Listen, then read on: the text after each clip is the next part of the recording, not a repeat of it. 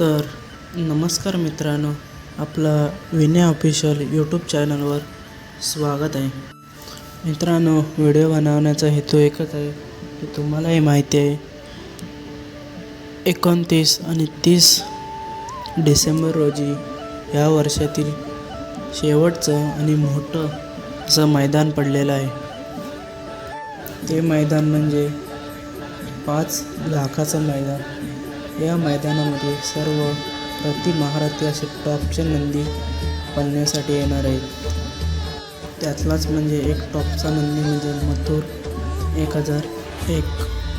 मित्रांनो, तर 29 आणि 30 तारखेला होणारे मैदान म्हणजे 29 तारखेला एक दुसरा एक बैल, तर 30 तारखेला एक आदत एक बैल, असा हा मैदानाचं स्वरूप आहे. या प्रकारे मैदान होणार आहेत. 29ला एक दुसरा एक बैल व 30ला एक आदत एक बैल. तर मित्रांनो, आपला सर्वांचा लाडका मथुर 1001 दुसऱ्यामध्ये पाळणार नाही. तर मथुर 1001 30 तारखेला आदत बैल या मैदानामध्ये आपल्या सर्वांना पळताना दिसेल.